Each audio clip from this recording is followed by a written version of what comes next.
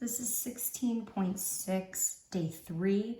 We're going to talk about a couple of things today, 2 different topics. We're going to talk about surfaces of revolution and how we can use parametric equations and vector value functions to represent surfaces of revolution. And then we're going to talk about tangent planes to these parametric surfaces. So, as I said a minute ago, surfaces of revolution can be represented parametrically. So it's a pretty specific scenario, but what you'll see is we're going to do it essentially in one direction, and then you can hopefully see how those same equations could be just tweaked to fit for either the z direction or the y direction. So we're going to do it for the x direction. We're going to consider a surface S obtained by rotating the curve, so some function of x, rotating it about the x-axis. And then theta is going to be that angle of rotation. So that's why x and theta are going to be our parameters. X will be just a function of itself. Y is going to be that function of x times cosine theta. Z is going to be that function of x times sine theta. And I do have a picture for you just to kind of outline what it is that's happening here. This is the scenario that we're talking about. So you have some function, f of x. It has to be positive. We're going to rotate it around the x-axis. We're going to get this angle created by theta. And then we're going to have those 2 other components for y and z are going to include that function, and then either sine theta or cosine theta. Again, we can model the same sort of scenario if we just took this figure and moved it to the y-axis. All we'd have to do is just tweak those individual components so that it fit that scenario. So I have an example to do with you so you can kind of see how it would be used. Again, it's very specific. It's a very specific case of when we would be using this. But let's just say we were taking the curve y equals sine x. We're going to rotate it about the x-axis. And by doing that, we'd have this surface of revolution. And I want to find the parametric representation for this surface of revolution by taking sine x and rotating it about the x-axis.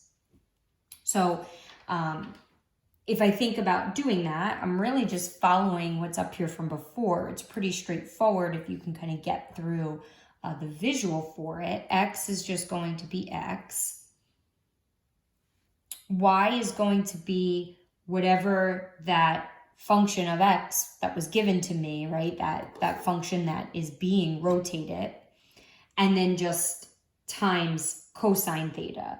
So that's the only part that is, difficult, not so much to understand, but more to remember, to not make that mistake. The fact that y is cosine theta because then z is sine theta. I would just try to keep in mind it's about the order. So it's the fact that the first one is cosine theta, the second one is sine theta. Y, z, x, the letters themselves are very, very irrelevant. It's more just how they work with one another. So y is going to be my function of x, which is sine x, and then cosine theta. And z is going to be my function of x, so sine x, and then sine theta.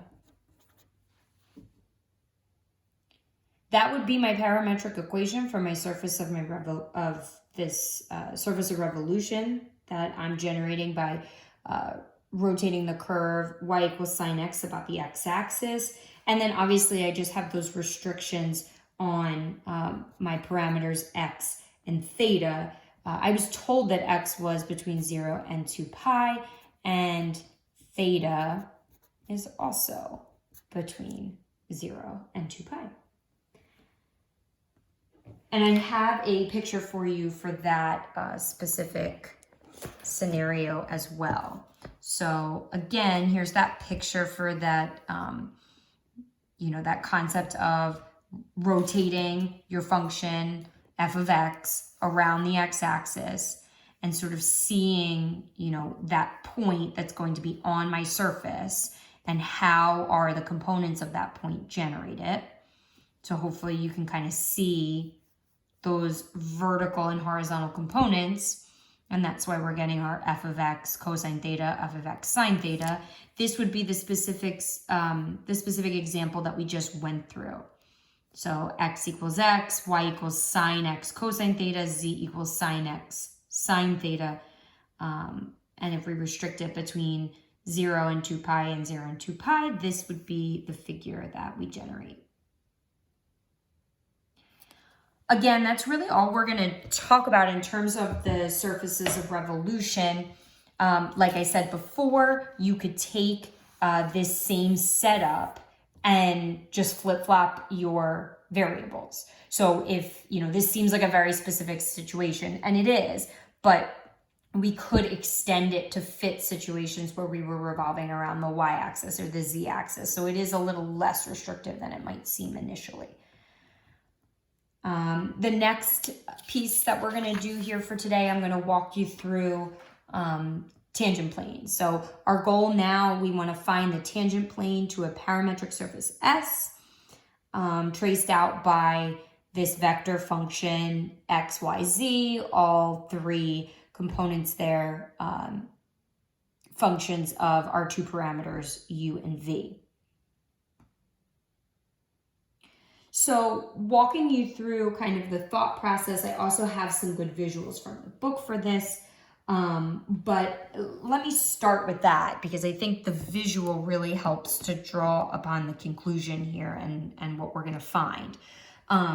So if you look, you have your u and v variables that we've already talked about this correspond, right, to some vector value function that's going to generate the surface. And we're looking at, because we're looking at a specific point on that surface, we're restricting u and v to be a constant, which we know is going to generate a specific curve on our surface in both directions. And we want to find the tangent plane at a specific point on that surface.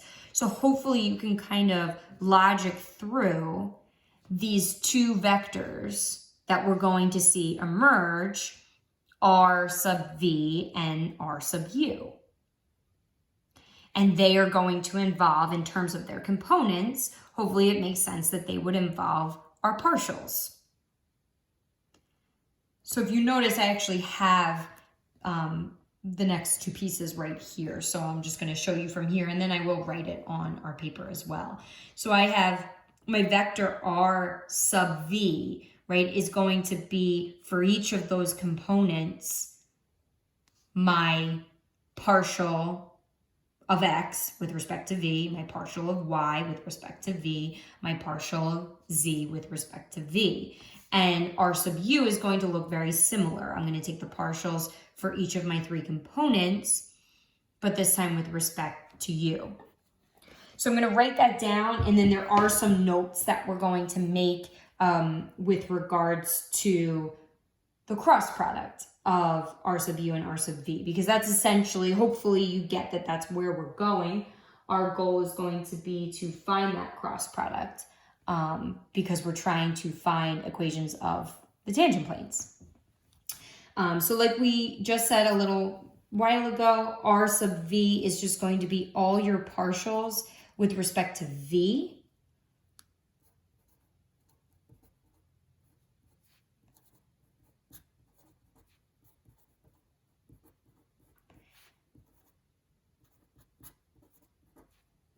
I don't want to say too much while I'm writing because there's so many letters, I feel like I'm going to mess this up. And then r sub u is just going to be all my partials with respect to u.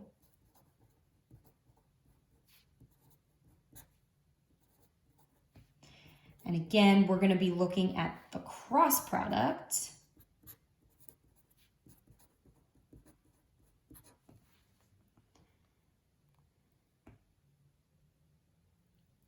And just a little bit of vocab for you. We're going to be calculating the cross product. We're our goal is to find r sub u crossed with r sub v.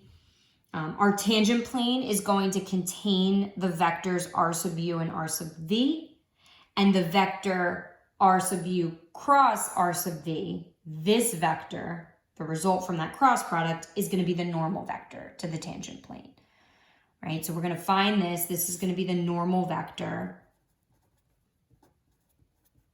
to the tangent plane. And r sub u and r sub v individually are going to be contained in the plane. And just, again, a little bit of vocab. If this cross product never equals the zero vector, the surface is said to be smooth. And essentially it means it has no corners. So just something to keep in mind. Okay, so I'll write that down. So if r sub u cross r sub v never equals the zero vector, the surface is smooth.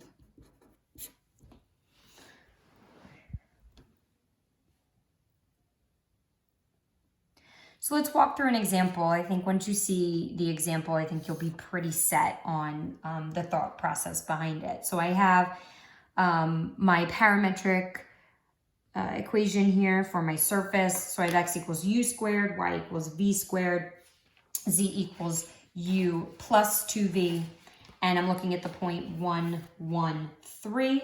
So first thing I want to do is find those partial vectors, right? That would be the first thing that I would want to do. I know they're going to be contained in the tangent plane. So I'm taking a look at all three of my components, and I'm taking my partials with respect to u for my first vector. So with respect to u, I would get 2u. There's no u here, so that's just a 0. And all I care about there is that u, so the derivative of that would just be 1. If I look at all three components and I take my partials with respect to v, I got no v going on there, so that's 0.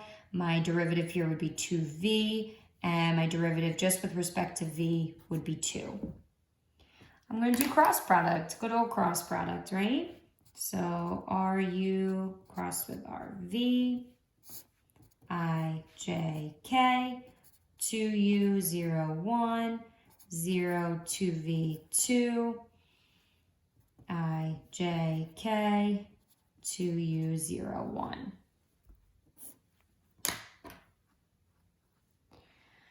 And I'm going to go through and do all my positives. My I direction, I get 0. K direction, so I'm going to get 4uv in the k direction, positive. And I'm going to get a 0 in the j direction. When I go to do my negatives, notice I'm not going to get anything in the k direction. In the I direction, I'm going to get negative because it's going in that direction. 2v in the I direction, and in the j direction, again, negative 4u.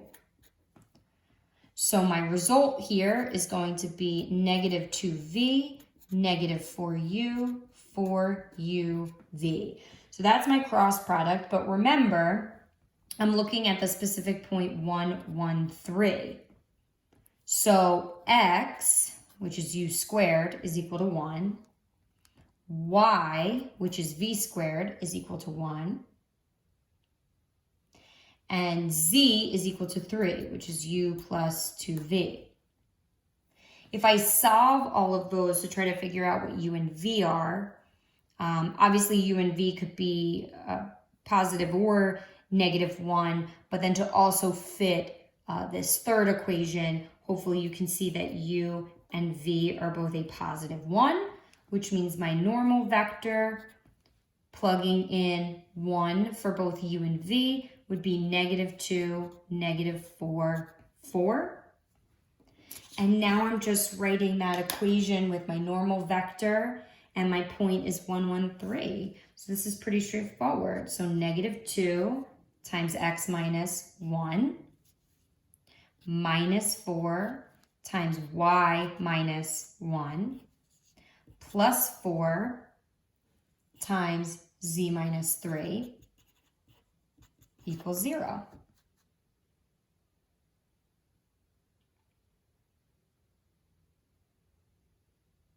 And if you go through and simplify that and reduce, you get x plus 2y minus 2z equals negative 3. And I have a visual for you in case you want to see that as well. So here you have that surface and the plane tangent at that point.